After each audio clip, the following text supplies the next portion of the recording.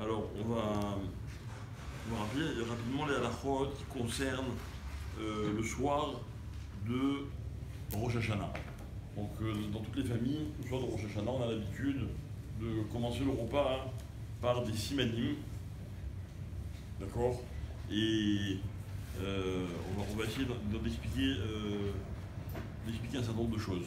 Alors d'abord, la première chose qu'il faut savoir, c'est que c'est bien, le soir de Rosh Hashanah, de dire des paroles de brachot.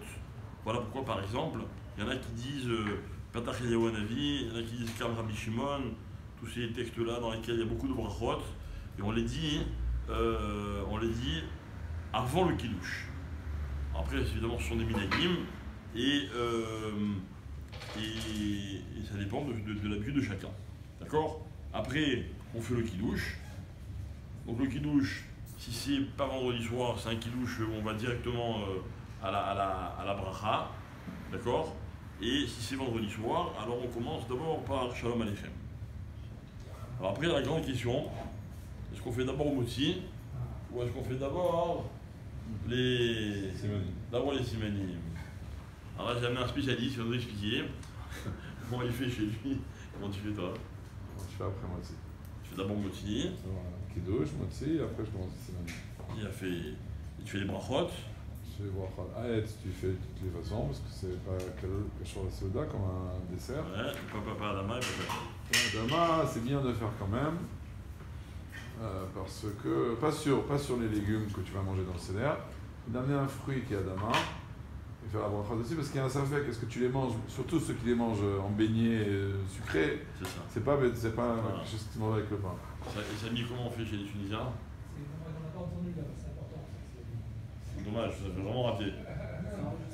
Sinon, c'est lui qui s'est additionné. Non, je vais l'expliquer. Comment on fait chez les Tunisiens? Déjà, chacun les oublie. C'est-à-dire? J'ai oublié, mais c'est pas le jeu.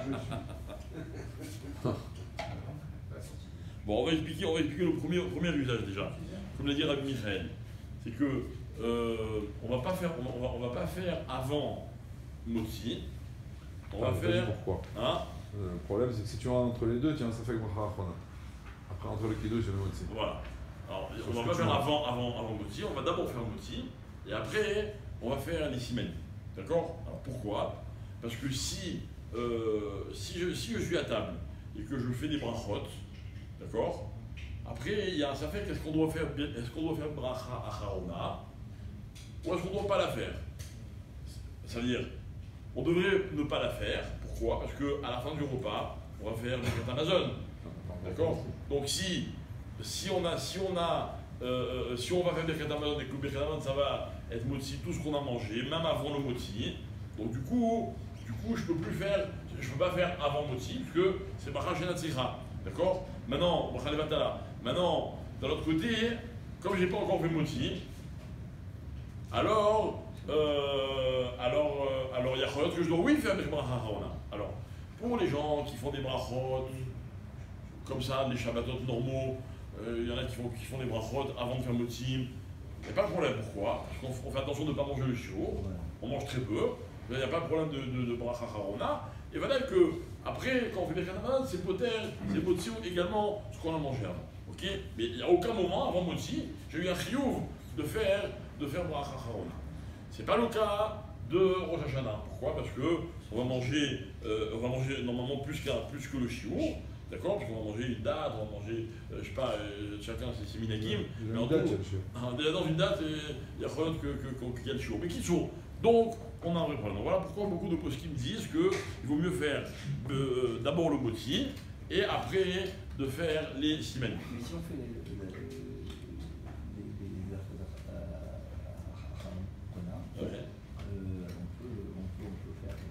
peut faire d'abord le CDF, les Bélarfon. Alors ça dépend. Si vous faites par exemple un F-sec, d'accord, vous faites kiddush, vous faites les simanim, et puis après vous débarrassez la table, vous changez de pièce, vous manaref, je sais pas quoi. Ok? Très bien. Le problème c'est quoi? C'est que c'est pas forcément bon de faire le kiddush séparé de la séouda. D'accord? On fait kiddush comme séouda. Donc là, il va se passer quoi? À moins que vous mangiez, vous buviez un révit de vin, ou vous mangez un kazaït de maisonnote. Mais en général, c'est pas ça qu'on fait. Donc, voilà pourquoi on a un problème.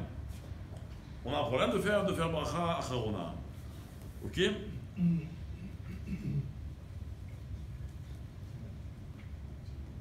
Maintenant, ok, alors j'ai fait moti, je commence mes simanim. Est-ce que je dois faire la bracha ou est-ce que je ne dois pas faire la bracha? Alors quand je vais manger la pomme dans le miel, ou je vais manger l'olive, la date, ou des fruits comme ça, c'est pas partie du repas, n'est-ce pas? On n'a pas l'habitude de manger dans un repas d'appoint avec du miel. Ok, alors on dit, mais là, je fais la bracha. Mais si par exemple je vais manger, chez nous on mange, je sais pas moi, de la courge, du poireau, des fèves, des blettes, ok, ça c'est oui partie d'un repas normal. Donc là-dessus, je ne peux pas faire la bracha. Le problème qu'on a, c'est que si par exemple on mange de la courge, mais en beignet. Chez nous on a l'habitude de faire une espèce de petite panure, en mettre vraiment le miel, etc. Donc ça devient un aliment qu'on ne mange pas pendant un repas. On va prendre, mais j'avais dit que c'est bien de faire, si on peut trouver un fruit à dama, genre par exemple une pastèque, par exemple, de la manger avant de faire les simanim. Après le Haetz, avant le... Oui, avant de manger pour réparer la dama, comme ça c'est sûr que sur ça il faut faire la bracha. Et après de manger les légumes. J'ai pensé à la banane, ça tu peux faire un Iratson dessus. Ouais.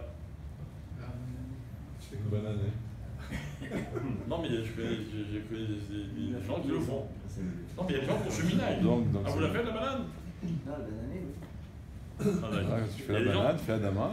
Mais moi je connais une famille, un rave à Marseille, ils mangent de la banane comme nous on mange, je sais pas moi par exemple, il y a des trucs qu'on mange où le siman c'est pas vraiment de l'hébreu. Les sésames, voilà. D'accord. On dit ça ressemble à l'arabe, machin, etc. C'est pareil quoi, la banane c'est pareil. Hein? Ils sont tous comme ça, hein, de toute façon. Tous les simanim, c'est un remèze dans le ouais, nom. mais en général, c'est plutôt en hébreu. Le tamou, le tamar, c'est à peine si ça se ressemble. Hein. Non, le tamou, c'est pas dans Télim. Tamou, c'est dans Minares. Mais tamar et tamou, c'est pas la même racine. Peu importe, je ne parle pas de la ressemblance, parce qu'on est dans la zone à collège. La banane, c'est. Ceux qui prennent l'ail, ils disent aussi tamou. Et tamou, c'est chou. C'est chou en hébreu. Ah voilà, voilà un exemple en araméen. Très bon exemple en araméen. Je cherchais, je ne sais pas plus qu'il y en avait un. Ok. Est-ce que ça, pour être, si on peut faire des bénédictions sur Hetz. Eh ben. Comme on prend une pastèque. On ne cherche pas à ne pas la faire. D'accord. Qu'on fait d'abord à Hetz. Et après à Dama. À Hetz sur la date ou sur la pomme. Chacun comme il a l'habitude. Ouais. Une date, c'est pas du repas. Non. C'est un dessert. C'est un dessert, on fait un bracha. Voilà. Ok. Est-ce que les simanim, ça rend pas tour des brachot des fruits après le repas? Pourquoi pas? S'il y avait la kavana. Pourquoi pas? Oui, si vous ne saviez pas qu'elle avait un dessert, il y a de nouveau à être ou quoi, c'est autre chose. D'accord? Mais maintenant, c'est un dîner de balavaïs aussi. Non, il y en a quand même. Non, c'est le contraire, c'est un dîner d'horaire qui fait pas. D'accord. Donc, mais qui sont. Donc, ça, c'est une chita. Maintenant, il y a d'autres minagim, ok, qu'on expliquera la prochaine fois. Donc, je répète, on fait le kidouche. Certains font des psukim de bracha, c'est un minage. Moi, je n'ai pas entendu. Hein? Tu vas t'arrêter à mon avis? Avant le kidouche? Chazak ou baruch. Ok, après on fait le kidouche. Et après, d'après Rav Yosef et d'après Rav Mordechai, d'abord on fait moti, et après on fait les simanim. Maintenant, attention, très important, le deuxième soir, de garder quelque chose qui me permet de faire chez Riano. Ok, donc soit un fruit nouveau, soit un vêtement nouveau. Ok? Et c'est mieux. Même si tu tiens pas, tu fais quand même. Non, alors voilà, ce que je veux dire. Les maasés, normalement, dans les autres fêtes, on ne fait pas chez Riano on va dire le deuxième jour. Alors, je vais expliquer. Prenez par exemple Pessah. Ok? Pessah, on fait un kidouche le premier soir, on fait un kidouche chez Michel Pessah. C'est une nouvelle fête? Non, pas une nouvelle fête.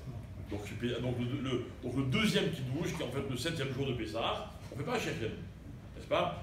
Ce qui n'est pas le cas de Sukkot et de Shemini Atzeret. Une nouvelle fête, on fait oui Shechen. Pourquoi? Parce que c'est une nouvelle fête. Très bien. Maintenant, Rosh Hashanah, la grande question de Rosh Hashanah, c'est est-ce que c'est un jour long ou est-ce que c'est 2 jours qui sont indépendants l'un de l'autre? D'accord?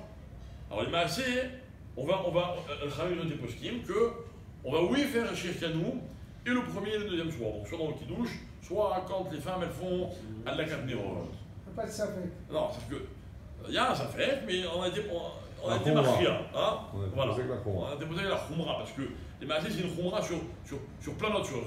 Dans la brachot, dans les brachot, c'est. Refait, c'est une khumra. Non, mais ça veut dire ça veut dire laquelle c'est ça la khumra. On avait expliqué qu'on avait fait des brachot. Non, mais qui sont. En tout cas, les Khamim ont déposé qu'on fait 2 fois.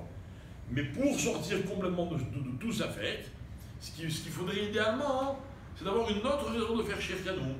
Donc par exemple, je vais mettre sur ma table un fruit que je n'ai pas encore mangé, et quand je vais le kidouche, je vais faire Shirkanou à la tzad que le deuxième jour de Rosh Hashanah, il nécessite Shirkanou, mais en ayant également l'intention de faire Shirkanou sur le nouveau fruit. Pareil, j'ai mis un nouveau vêtement. Donc ça c'est l'idéal pour ceux qui arrivent à s'organiser de cette façon. Il ne faut pas refaire Shirkanou quand on mange le fruit. Ah oui, ça c'est sûr. Hein. Ah oui, ça c'est sûr. Hein.